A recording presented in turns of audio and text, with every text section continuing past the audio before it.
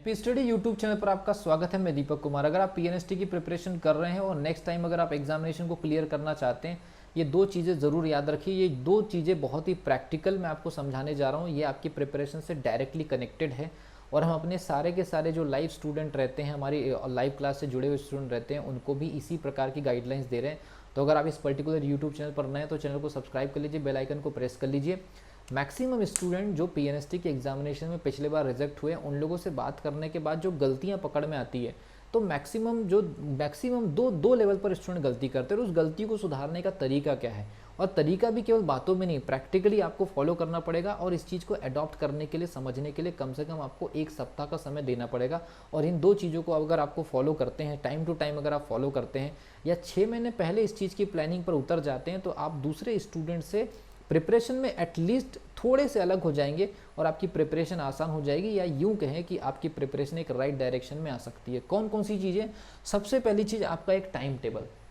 बहुत सारे students time table को फॉलो नहीं करते, तो इसको फॉलो कैसे करें? आज मैं आपको जो टेक्निक बता रहा हूँ, पिछली वीडियोस में मैंने टेक्निक के ऊपर बात किया था, लेकिन आपको टाइम टेबल फॉलो कैसे करना है, 5 दिन का समय लगेगा, आप हमेशा टाइम टेबल फॉलो कर पाएंगे। दूसरा चीज़ है कि टेस्ट परफॉर्मेंस। ये क्या चीज़ है, इसके बारे में बात करेंगे, वीडियो को लास्ट तक जरूर देखिए।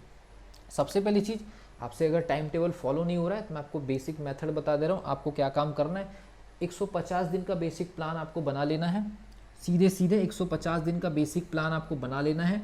सिंपल, आपके पास में कॉपी में पेजेस होते हैं, वहाँ से ज्वाइंट से पेजेस निकाल लीजिए और ज्वाइंट से पेजेस निकालने के बाद आपको क्या काम करना है, यहाँ पर आपको डाल देना डेट, यहाँ पर फिजिक्स, केमिस्ट्री, बॉटनी, जूलॉजी और ये इंग्लिश वाला सेक्शन। 150 स्लॉट आप निकाल दीजिए। एक कॉपी के अंदर लगभग 30 लाइन का सेट होता है, तो अगर आप 2 पन्ने का सेट भी निकालते हो तो लगभग 120 दिन का प्लान हो जाएगा और उसको आप दीवार पर आप चिपका दीजिए। और आपको सोने के पहले ये काम करना है। डेली अगर आप सोने के पहले सिर्फ इतना सा काम कर लीजिए, टाइम टेबल ऑटोमेटिकली आपका फॉलो हो जाएगा। कि आपने यहाँ पर डेट डाल दीजिए, फॉर एग्जांपल आपने यहाँ पर डाल दीजिए 25 दिसंबर। आपने उस दिन फिजिक्स को रीड किया, केमिस्ट्री को रीड किया, मतलब जो भी आपने लाइव क्लास दिया, शॉर्ट नोट बनाए, मतलब जो भी आपको एक पर्टिकुलर सब्जेक्ट के लिए पर डे काम करना चाहिए, नोट्स बनाना, शॉर्ट नोट बनाना, क्लास अटेंड करना, अगर आप सेल्फ स्टडी करें तो सेल्फ स्टडी करना, उससे रिलेटेड पुराने साल के क्वेश्चंस लगाना, तो सारे पैरामीटर को लेते हुए अगर आपने प्रिपरेशन किया है तो जरूर टिक करिए।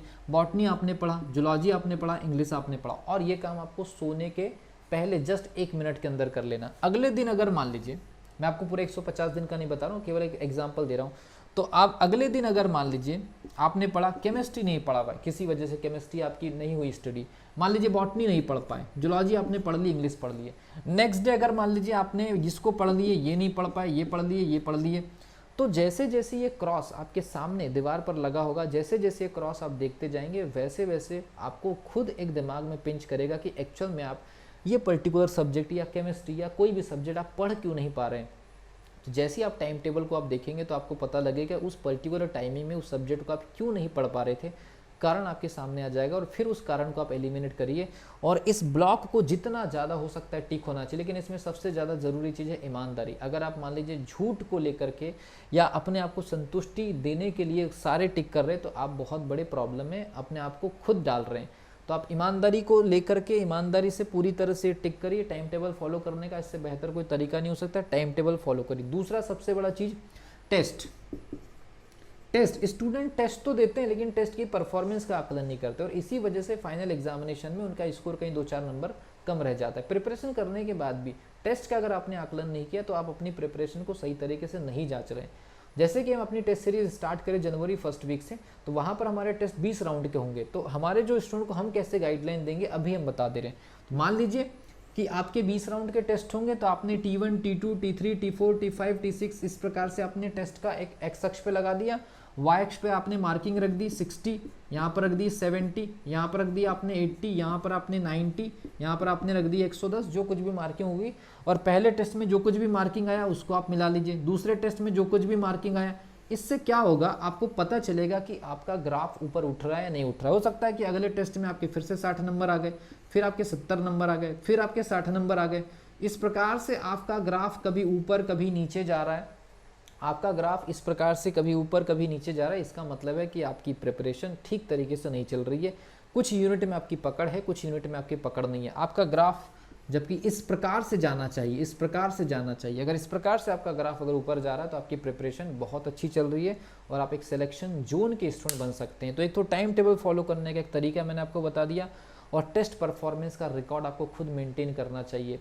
तो टेस्ट हम लोग अपना 20 राउंड टेस्ट कराएंगे, केवल 99 रुपीज़ का वो टेस्ट होगा। जनवरी फर्स्ट वीक में स्टार्ट हो जाएगा एप्लीकेशन के ऊपर, और उस पर्टिकुलर टेस्ट सीरीज़ का ऐसा परफॉर्मेंस रिपोर्ट जरूर आप बनाइए। जो भी स्टूडेंट टेस्ट सीरीज़ को ज्वाइन करेंगे हमारी, उनको भी ऐसी परफॉर्मेंस रिपोर्ट हम बनाने की गाइडलाइंस देंगे। लेकिन जो ज्वाइन नहीं करेंगे, तो जो कहीं से भी पढ़ रहे होंगे, आप अपना परफॉर्मेंस रिपोर्ट आपके सामने होना चाहिए। तो धीरे धीरे 5 से 6 महीने के बाद जब ये एग्जामिनेशन होगा तो आपको पता लगेगा कि आप ऐसी प्रिपरेशन कर रहे हैं जो बाकी लोग नहीं कर रहे हैं। और अगली बार स्टूडेंट की संख्या वैसे भी 80,000 के आसपास रहेगी, लगभग 1500 सीट के आसपास। तो सोच लीजिए कि कितना ज़बरदस्त कंपटीशन उस समय रहेगा।